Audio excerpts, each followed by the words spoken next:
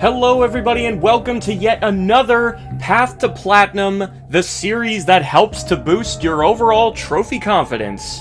Today we will be taking a look at one of my favorite video games of all time, Resident Evil, the remake of the original PS1 classic, as well as one of the greatest remakes ever made.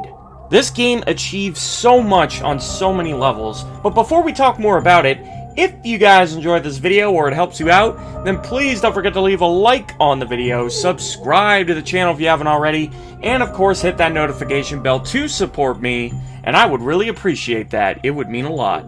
And while we're on the topic of supporting my channel, it's worth mentioning that I live stream here on my channel as regularly as my free time allows, so consider stopping by to hang out and chill with me and the gang. Occasionally, it's a great time where shit like this happens every now and then. Here, check this out. I'm about to style on you guys. Ready for this?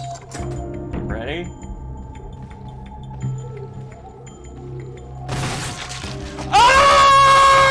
Oh! Damn! That boy did that without even seeing him! Now that was some expert level Resident Evil knowledge right there. Only a man as experienced as I am at this game could have possibly made that shot. Don't even at me.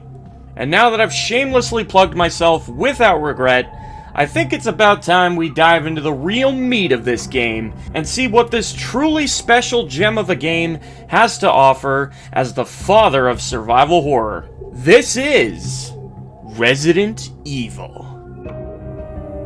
Now, the way this video is going to play out is playthrough by playthrough, meaning we're going to focus on each playthrough one by one individually, and each playthrough will achieve certain things that we need to get done as we go. This game requires a minimum of 4 playthroughs in total, and if you're efficient and optimal with each of your runs, you should be able to accomplish this in 4 playthroughs. Your first playthrough should be as Jill Valentine, and go ahead and select the mountain climbing when asked. This will ensure your playthrough will be on normal difficulty as opposed to easy. For this playthrough, we're gonna end the run with having saved everyone in the mansion for the good ending, and this is required for you to platinum. Now, for your first playthrough, you're gonna want to mainly focus on the trophy Every Nook and Cranny, which tells the player to visit all places on the map. However, this is easily one of the most confusing and misleading trophies that I've ever encountered in my trophy hunting career. Because what the trophy tells you to do is not at all what is actually required of you. You see, what you're actually supposed to do is pick up every single item that could be obtained throughout the game, and this also includes documents or files. Because of how much this requires you to go out of your way, and how long it takes to do this playthrough will easily take the longest to complete. However, this will make for a good opportunity to memorize enemy locations, key items, as well as how exactly to finish the game both quickly and efficiently. I should also take the time to explain how the map works, being that it is a very useful tool in this game. Basically, every room on the map will be one of 2 colors. A room will either be a shade of red or a clear color depending on whether or not there is an item you can pick up in a room. If there is still an item left in a room, then the room will be red. Or, once you've picked up everything in a room, it will naturally be clear. Items can sometimes be very hard to spot or require you to do something in order to obtain them. So remember to use the map and check it as often as you can to see if you truly have everything in a room before moving on. A perfect example of this can be found on the 2nd floor of the dining room on the west side of the mansion. You'll notice this movable statue that you can interact with. And if you're clever enough to shove it off the nearby ledge, you can actually end up smashing it, which will result in the ability to obtain a unique item called the blue gemstone. And you can actually take this gemstone over to a room on the 1st floor on the west side of the mansion, where there will be a tiger statue in this room, and if you insert the blue gemstone into its right eye socket, you can reward yourself with some nifty shotgun shells. Obviously, this item is completely optional to obtain, but in case you're not clever enough to figure out how to do it for yourself, we need every item for the Nook and Cranny trophy, so that's how you get it. The first floor map can be found in the jug held by the statue in the first room on the east side of the mansion, on the first floor. You could push the nearby dresser closer to the statue in order to give you a boost and reach the map. Alright, so now that we covered what we're looking out for, we'll be continuing on through your first playthrough. Once you find the sword key, you could start making your way through the east side of the first floor. Eventually you'll reach this room, and it's the perfect opportunity to trigger an event as well as your next trophy. When you enter this room, you will see a shotgun on the wall mantle. This may as well be a nice juicy T-bone steak, it's so tantalizing. However, removing it will result in the triggering of a trap. This trap is contingent on you trying to leave the room with the shotgun. Now, normally you'd be able to replace this shotgun with the broken shotgun, which can be found in this room here on the west side of the first floor. This will result in you not setting off the trap if you do it this way. However, Jill has a super likable good guy, Barry Burton, watching out for her. And since Barry is low-key the best character in this goddamn game, he's gonna save your sorry ass like the champion he is. This will allow you to get away with taking the shotgun for free. However, getting the shotgun this way will make it so that returning to the room where you found the shotgun will become impossible. So it's important that you loot every item in that room before leaving, so that you don't get locked out of the every Nook and Cranny trophy for the rest of the run. It's also worth mentioning that if you re-enter the main hall from the east side of the mansion, you will trigger another event with the incredibly handsome and sensual Barry Burton. He will give you some acid rounds and be on his way. However, once this scene plays out, Barry can no longer save you once you take the shotgun, as he will no longer be on the east side of the mansion, leaving you to the consequences of your own greedy actions. So remember this, lest you find yourself fitting nicely into a sandwich. Next up, I'd recommend grabbing the second floor map, since we're going to be tackling the second floor next, and we don't want to get lost. First, you will need this seemingly random and useless wooden mount, which can be found in the second floor hallway, on the east side of the mansion. Once you have it, go ahead and grab your lighter in the nearby room at the end of the hall and proceed to the east wing staircase and enter the room at the end of this hall. This room will contain a fireplace. Go ahead and use the wooden mount above the fireplace. We can then use the lighter to reignite the flame, and just like that, presto! We have the second floor map. How the hell did doing that result in the acquiring of a map? I have no earthly idea, and I won't pretend to understand the science behind it. Now, next up, we'll be going for 2 trophies at once. These trophies are Not Taking Any Chances, as well as Break Out the Marshmallows. These trophies require you to use a nifty mechanic in the game to burn a zombie after being defeated. You can tell when a zombie is truly defeated when a pool of blood forms underneath their body. In order to utilize this mechanic, you will need 2 items. The first can be found on the east side of the first floor save room. You will find a fuel canteen on the floor next to a kerosene tank. You could fill the canteen by interacting with the kerosene, which will give you enough fuel to burn 2 separate zombies. Ultimately, a kerosene tank will only have enough fuel for 4 individual uses before running out of kerosene completely, so use it wisely. The next item we will need is going to be the lighter, which can be found on the east side of the second floor, just above the save room. With both the lighter and the canteen in hand, simply approach the corpse of a defeated enemy and open your inventory. Then select the use option over the fuel canteen. If you're standing directly above the corpse, this will allow you to burn the body. Burning the body of a zombie will prevent it from later becoming a Crimson Head. Crimson Heads are reanimated zombies that get back up after enough time has passed. They are extremely aggressive. They are now able to sprint down hallways after you, and they attack extremely fast. Needless to say, you do not want these guys popping up everywhere and coming after you, which is why we burn them beforehand. The Break Out the Marshmallows trophy requires you to burn 2 bodies with a single use of your canteen. This means you will have to have 2 defeated zombies and have them fall extremely close to one another. This will require some good timing with a well-placed shot in order for you to successfully achieve this. I wouldn't wait too long to go for this trophy, as it requires a decent amount of setup. The best time to do this would ideally be right after making a save, so that you could keep retrying if you mess up. Once you successfully achieve this, you will unlock your trophy. Now on to the topic of Crimson Heads. Despite the fact that we want nothing to do with them, there is actually a trophy to defeat one. Conveniently enough, if you can muster up the courage, there is a Crimson Head that is scripted to be unavoidable. He could be found on the second floor on the west side of the mansion. Once you have the fake armor key, and you're on your way to getting the real armor key, this Crimson Head will stand up with the intentions of making your life difficult. It's also worth noting that if you try to burn this Crimson Head at any time before this moment,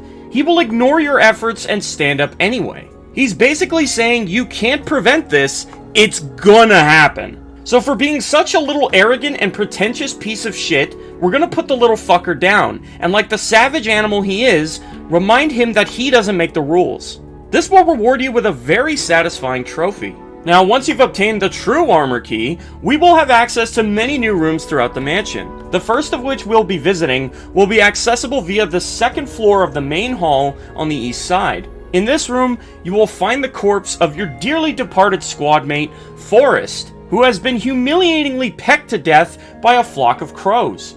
At least now he won't have to live in the shame of such a fate.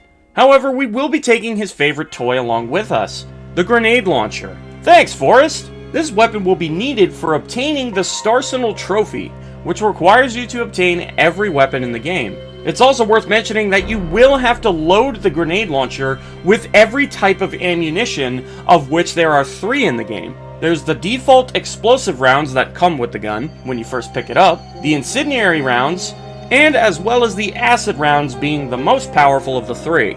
Make sure to use them all at least once for the sake of the trophy. Next up, from the east side hallway on the second floor, enter the first room on the right, and you will trigger an event with fellow S.T.A.R.S member Richard. You will find that he's been bitten by a gigantic venomous snake, and he requires a serum in order to cling for dear life. Once the cutscene ends, from that moment you will have exactly 6 in-game minutes to get the serum from the first floor west side save room and return to him with it. The serum can be found on the shelf right next to the item box. It's also worth noting that one of the very few things that sucks about this game is that the in-game timer will never stop or pause. Even if you actively pause the game, the timer will still be going. So I would not chance pausing the game once you begin the event to save Richard.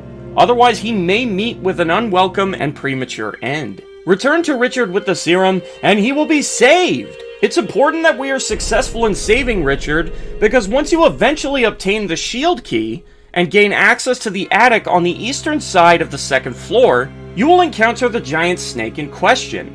This is Yawn, and during this encounter, if you helped Richard when he was in need, he will return the favor tenfold, like an absolute badass coming to steal the spotlight. Payback time. Now, Richard will make this fight go by much faster as he relentlessly unloads onto Yawn. However, once the boss has taken enough damage, this will trigger Richard's inevitable death. However, with Richard's death comes unexpected reward. He will drop his assault shotgun on the floor next to the room's entrance, and you will need this weapon for the trophy Starsenal, which requires you to obtain every weapon in the game. It's worth noting that if you were to leave the boss room during the boss fight, Richard will instantaneously be murdered upon hearing his death cry. No! If you return into the room after this happens, he will not drop the assault shotgun if he was killed this way. So if you want your shotgun, don't leave the room early. Instead, stick around and avenge your fallen comrade's death by bringing swift justice to the Serpent, forcing his cowardly ass into a tactical retreat. You also need to see this battle through to the end in order to get the trophy Not Waiting to Exhale. This trophy is technically missable if you decided to ignore Yawn and just leave the room. So you should make sure you finish what he started and put the scaly bitch in his place. And next up, if you haven't already done this, be sure to visit the room by the east side staircase second floor. This room requires the armor key. You can enter this room and pick up a few key items. Go ahead and loot the fish hook off the wall, the fake bee across from it, and the bee specimen over by the aquarium. Combine the fake bee with the fishing hook to get the bee lure. Go ahead and place this bee lure on the mantle with the other fishing lures. Then place the bee specimen on the mantle across, containing the other insects. The game will then prompt you to press a hidden switch. If done correctly, the mantle will shift, revealing a secret compartment containing the Wind Crest. You will need this Wind Crest once you have been granted access to exploring outside of the mansion. You will find a small cemetery with some tombstones containing empty slots. Insert the Wind Crest into the tombstone on the right. This will give you access to the other crests. Go ahead and pick them up and examine them from behind to reveal hidden switches on each of them. Once each of these crest switches have been activated, you can insert all 3 into the left side tombstone, and once you have done this, you will be rewarded with the 357 Magnum. This is one of the most powerful weapons in the game, so you're not going to want to miss this. Plus, you do need it in order to obtain the Starsenal trophy, so there's that as well. Further up ahead, following the path outside the mansion, you will reach an isolated cabin in the woods. Inside this cabin, you will find the map for the mansion courtyard, which will be useful in tracking down what items are around for you to pick up, as well as what you've already collected. I'll be showing the locations of every map in the game for this very reason. Progressing through the game as you normally would, you will eventually reach the Residence, which will be a new area for you to explore. You could find the map for this area in the main hall that connects all the rooms together. It will be at the very end of the hall on the wall, covering a curious hole. Once you have the required key, your next weapon you could find will be in the bedroom closest to the entrance of the Residence. It can be found on a desk next to a suicide note, and you will find the self-defense gun. This gun contains but a single shot. However, this shot has incredibly high attack power. It will even one-shot a zombie from full health. It's not incredibly useful since there's only one bullet, but feel free to use it on whatever you see fit. You will need this weapon for the Starsenal trophy, so that's the main thing. Next up, you will be making your way down to the Aqua ring. The map for this area can be found in the same room where the emergency protocol activates. It'll be on the wall next to the nearby table. Now, eventually, in order to progress, you will need to encounter the gigantic shark, Mother Neptune. Now, there is a trophy to kill this shark, which you can easily do by first pushing the control panel into the pool of water surrounding the shark. Then flip the switch, and just like that, you'll have more sushi than one could ever hope for. This will kill the shark, thus rewarding you with the trophy. Most people would never miss this trophy, however, it technically is possible to miss this trophy. You can actually get past the shark without killing it. This is a pretty difficult maneuver to pull off, and most people wouldn't even attempt it because of that fact. But, I mean, if you actually go out of your way to run past it, the trophy is technically missable. But you would have to do just that, actively go out of your way to miss it, which is highly unlikely. And once you've nearly finished exploring the residence, you will come across a very curious room that requires a passcode to enter. This passcode asks that you punch in a specific sequence of 3 digits. These 3 digits can only ever be any combination of the numbers 3, 6, and 5. The solution has to be these 3 numbers, however the order isn't always the same. This passcode will always be random on every one of your playthroughs, so the order is almost always different. But just keep punching in any sequence containing these 3 digits, and you will eventually get the door open. This is the room where you can make V-JOLT, which is a special chemical that can be used to drastically lower Plant 42's health, making the boss fight that much easier. The recipe for V-JOLT is as follows, if you decide that you want to make it. You can then return to the Aqua Ring and enter this room on the map. You will find Plant 42's roots in this room, and this is where you can use the V-JOLT on them to cut the boss fight in half. However, we didn't actually enter the chemical room in order to make V-JOLT. Making V-JOLT isn't actually required for the platinum. However, we did come in here because we need all of the empty glasses in this room for the every Nook and Cranny trophy. So go ahead and make sure you pick them all up. Making your way back to the mansion, you will immediately be introduced to the single deadliest enemy in the game, the Hunter. You will see a cutscene leading into your first encounter. These enemies are extremely dangerous. They're fast, highly mobile, being able to traverse entire rooms in a single bound. They can even break down pre-existing doors and travel between rooms. They can show up very unexpectedly at times, looking to get the jump on you. On top of all that, they deal quite a lot of damage.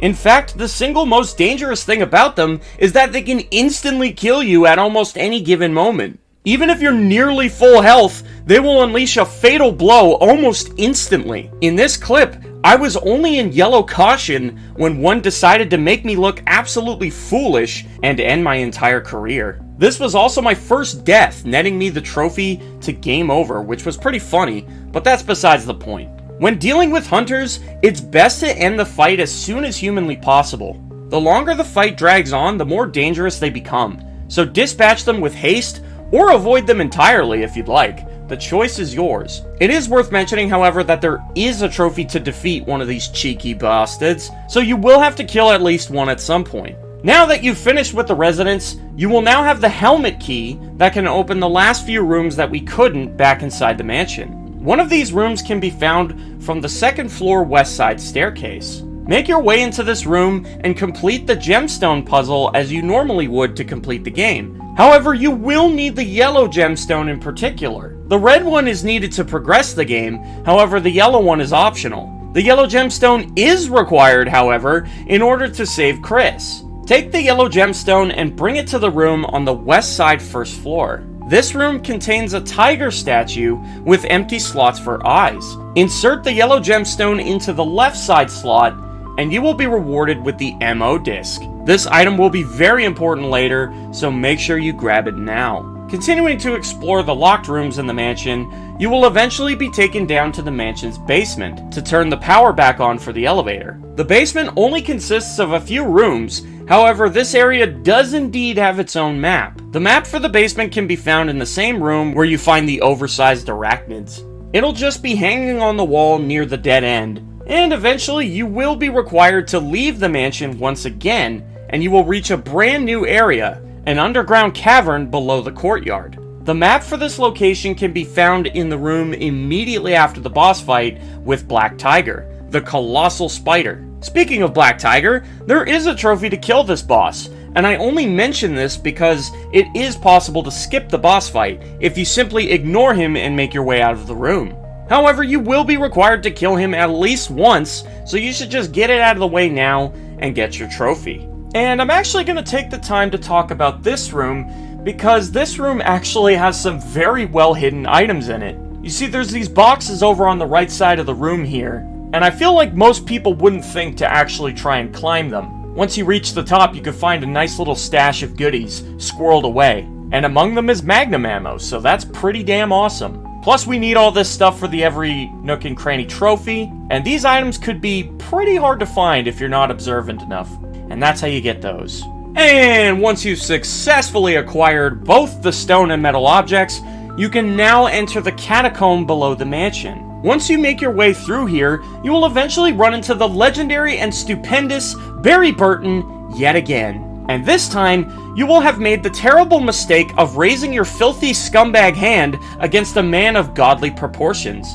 You can immediately and swiftly correct this impudent mistake by handing the man back his buddy system, and look back on what you've done with much regret and remorse. The truth is, if you don't give Barry back his gun, this will result in his death, and living in a world without Barry Burton would be a mortal sin. Plus, we need him to survive to the end of the game, as well as Chris, in order to get the trophy for having everyone survive, so there's that as well. It's also worth mentioning that during this boss fight with Lisa Trevor, you want to end this fight as soon as humanly possible. The longer this fight goes on, the greater the risk of someone dying. Not only can Lisa Trevor knock your punk ass off the ledge, sending you to your doom, but this also applies to Barry. She can knock him off the ledge as well if she happens to aggro to him. And like I said, we need Barry to survive all the way to the end, so be sure to move quickly when dealing with this boss fight. Both Barry and I will be very grateful.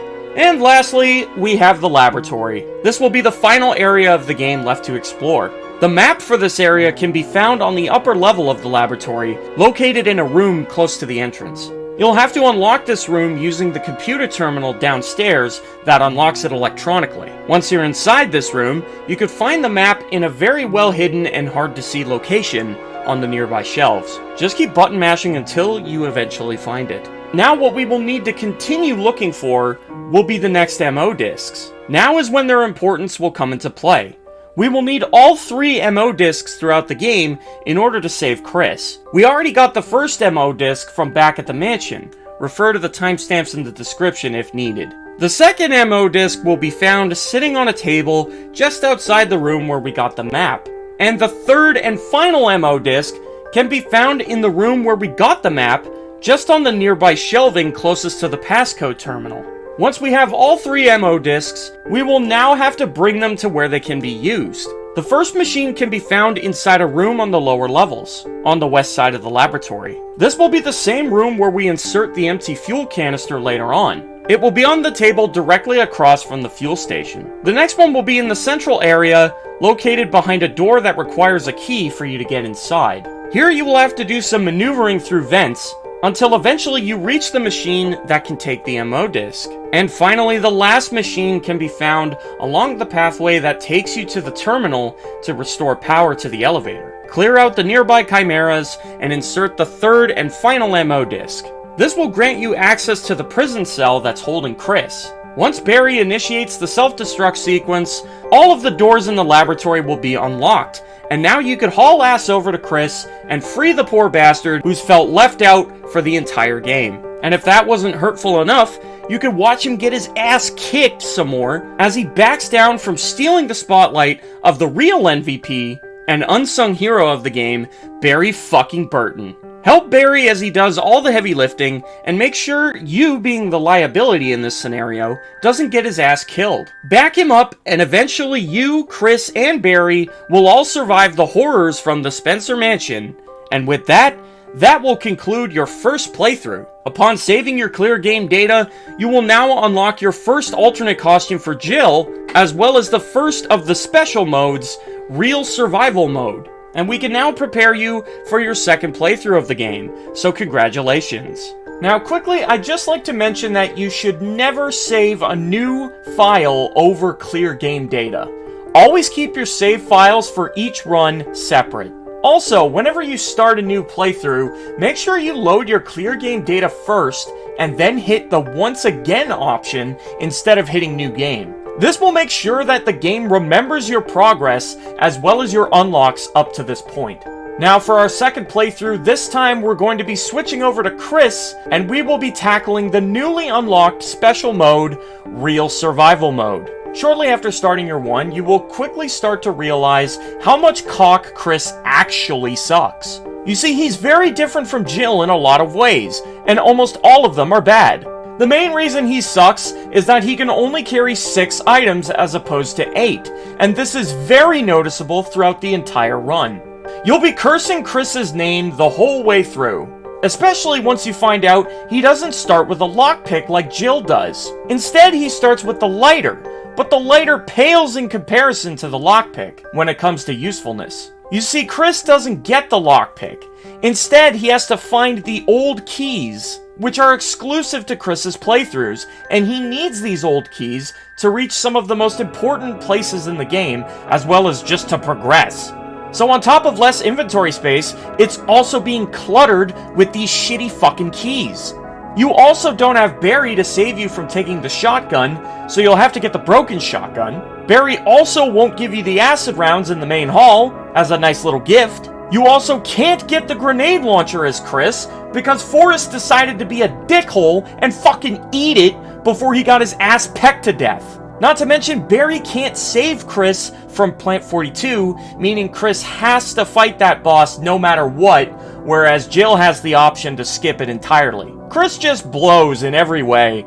The one thing he has over Jill is that he takes less damage than her, meaning it's harder for you to die when you're playing as him. But when you think about everything you sacrifice just for choosing Chris over Jill, you immediately begin to miss the Ultra Goddess waifu. And would you believe me if I told you that that's not even the worst part of this playthrough? I've neglected to mention that Real Survival Mode is even shittier than Chris himself.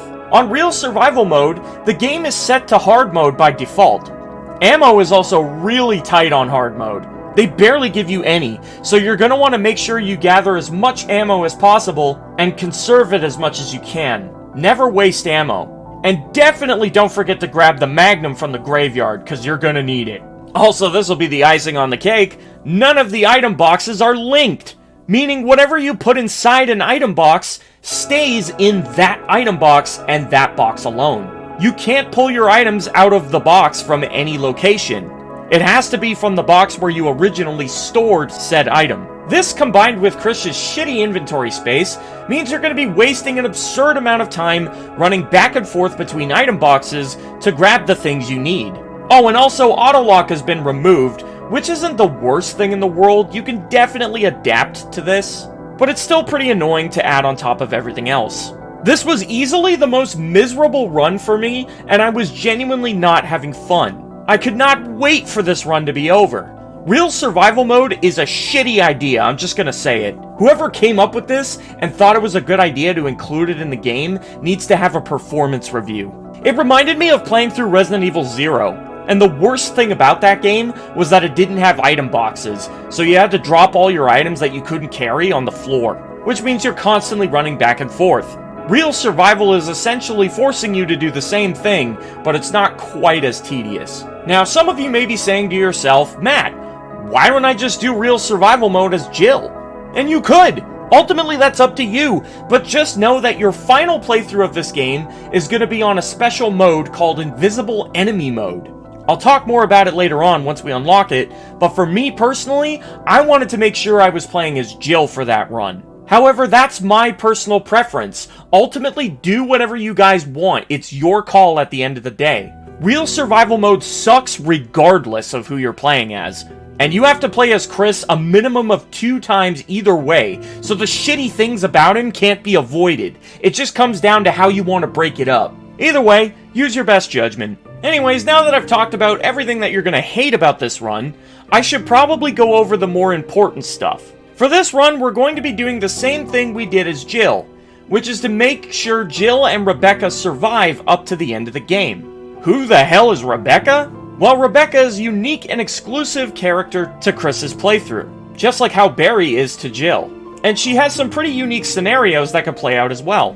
You'll first notice her when you get the armor key and you run into Richard. Now, it's during this moment that you will have a key decision to make. You can save Richard here, which will allow Chris to later on get the assault shotgun once he reaches the Aqua ring beneath the residence. Richard will inevitably die once again, and you could grab the shotgun once you drain the water.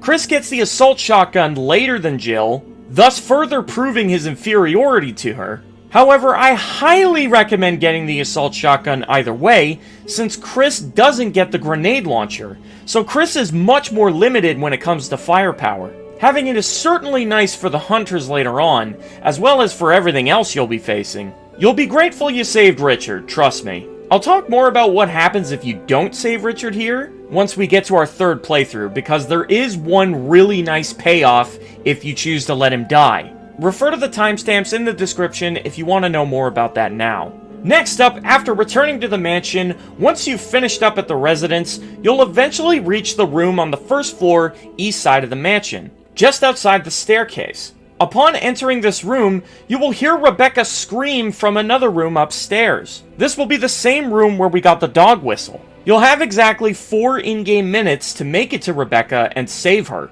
And since we're going for the save everyone ending, this will definitely be in your best interest. Head upstairs and drop the filthy degenerate hunter for trying to harm sweet and innocent Rebecca, thus saving her and ensuring her survival. You'll also need the MO discs once again, since we want to save both Rebecca and Jill during this run, so don't forget to revisit the tiger statue and grab the yellow gemstone. Next up, once you reach the caves underneath the courtyard, you'll notice something new that wasn't there for Jill. This is going to be the Flamethrower. This is the Chris exclusive counterpart to Jill's grenade launcher, and it doesn't even come close to it when it comes to usefulness.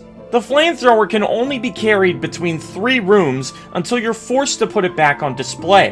The rooms will literally lock if you try to leave with it, which means you only get to use it against Black Tiger or a hunter if you end up backtracking and running into him. Although I don't know why you would ever want to fight a hunter with this thing. It deals damage pretty slowly, and you're likely to get your ass kicked just for trying to put it to good use. This gun sucks absolute anus, but we do need it for the Starsenal trophy, so unfortunately you are going to have to lay your greasy hands upon it, albeit for a short time, thank God. And now all you will have to do is gather the remaining MO discs and save Jill from her dank and dirty prison cell.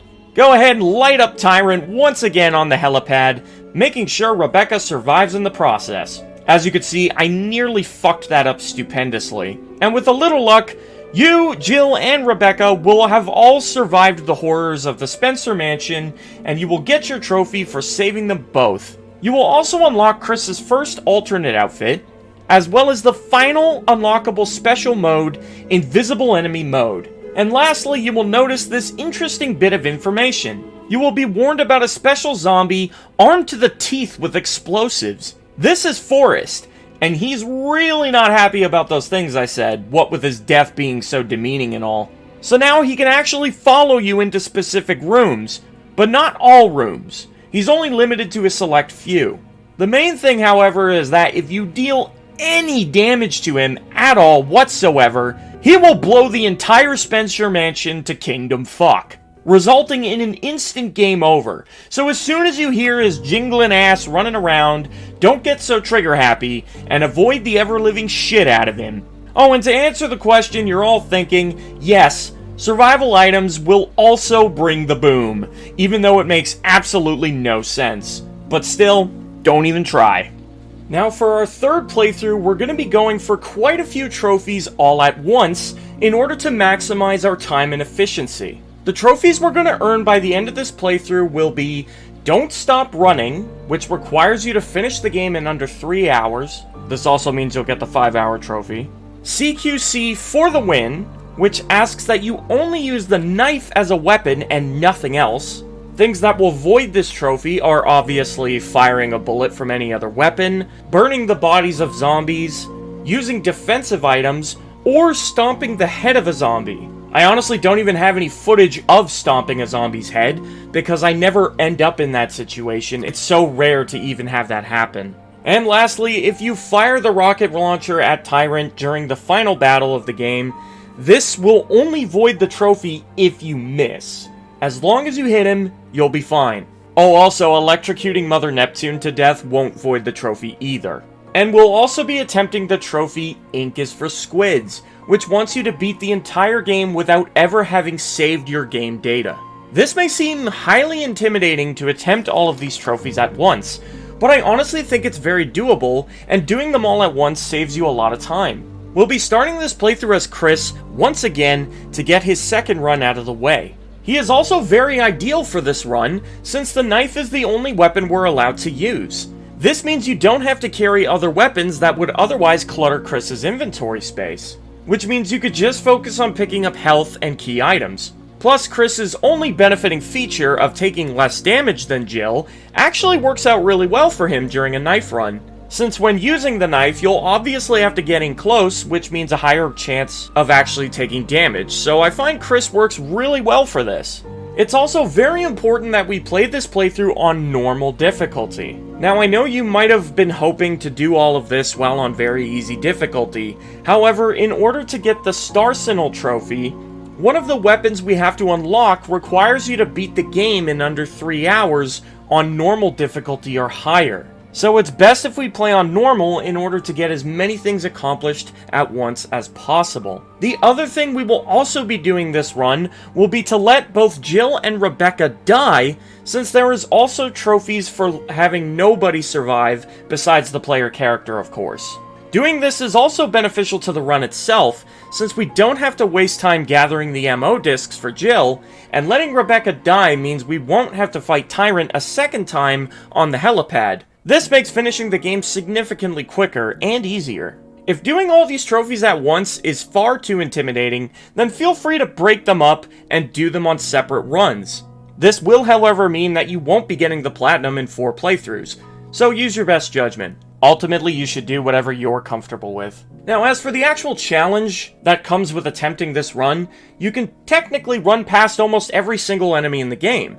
The only fights you really need to prepare for are the Crimson Head prototype, which is one of the most difficult fights in the game with just the knife, so prepare accordingly.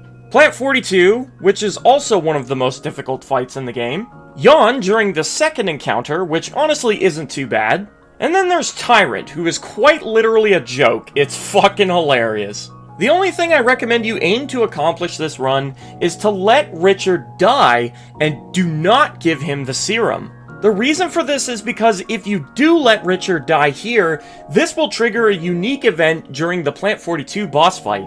Chris will become ensnared, and it will be up to Rebecca to save him. This is when you will want to create the V-JOLT once again. Refer to the timestamps in the description if you forgot how to make it. Then make your way down to the Aqua ring and poison the plant. As far as I can tell, I don't believe you're on a timer here like you are with Richard, so you don't have to stress too much about being quick. Doing this will also net you a trophy for saving Chris while playing as Rebecca. Once you've successfully poisoned Plant 42, you will still unfortunately have to fight him with just your knife, and this is easily the most annoying enemy to knife in the entire game. I recommend bringing a lot of health to this fight, because you're most likely going to take a lot of damage. It's worth noting, however, that using V-JOLT on Plant 42 does half his health, so it's very ideal to do this during this run, since knifing him is such a pain in the ass. We also don't need Richard's assault shotgun for the knife-only runs, so letting Richard die is definitely the ideal choice in this situation.